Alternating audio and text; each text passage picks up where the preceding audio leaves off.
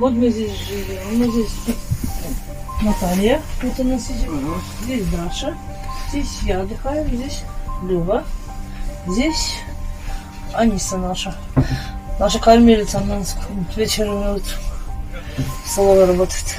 Мы кто как, Люба, вот она через двое работает, она встает 4 часа. Аниса у нас встает еще рано, в 3. Я на данный момент 2 недели уже не работаю, пока у меня работы нет. Вот сегодня вот первый день я на работе. Арзен, чего? Аркан, пингвадила. İşleri var, neler var. Anlatsana şeyini. Keşke var. Keşke versin. Bunu vakitli. Çırak. Akşam kurayım başladı. Soğuttu. Hazır kişilere kumru algını yok. Ona kilidi. Пришла сама тоже так же, вот жилья не было. Вот сюда пришла. Ну все. Просилась, так осталась. Не было работы. Пошла искать работу. Так, а потом, получается, как нашла работу, тоже вот на 1-2 дня, получается, как временно же смотрят, вот там других потом взяли. Потом, получается, как это сам, вот так перебиваешься, в долги влезаешь.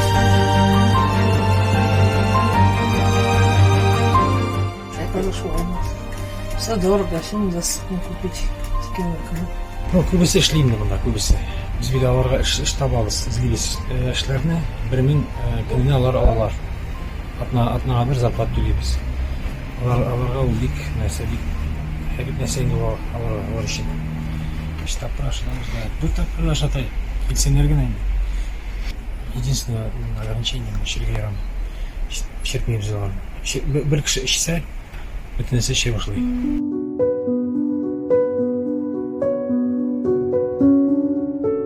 Забомжевала, я работала на полях, приехала в Саратов, я работала на полях долгое время, на точках работала, тоже не платили ничего.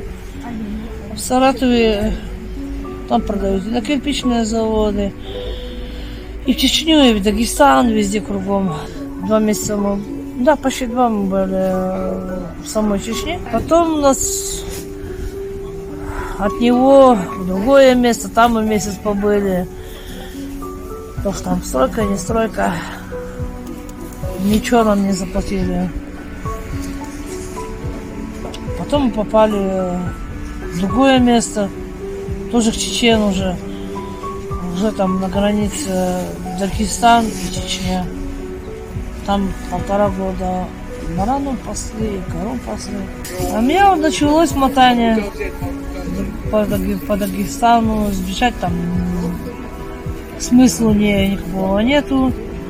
Ну, как бы там смысла не было, потому что дорогой будешь идти, тебя перехватит, пойдешь еще в хуже место. Понимаешь, это не одна, это сотни людей критично даже. И некоторых людей вообще не находят вообще. Просто их не сломали духом. В печах сжигали раньше их. Вот.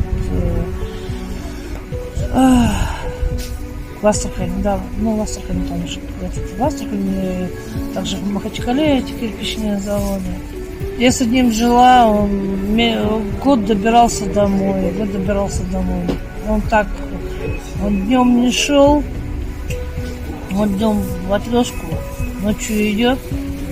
Мы бежали втроем, у него знакомый был Нагаец, мы просто перезвонили, он говорит, выходите ночью. Я сейчас, говорит, завожу машину. Ну, потому что днем ты не уйдешь. И он своей машиной выехал. Ну, спасибо. Бездомных людей стало в разы больше, потому что многих обманывают на работах. Многие попадают в такие ситуации, которые просто, я не знаю, там какие-то махинации проводятся с такими людьми.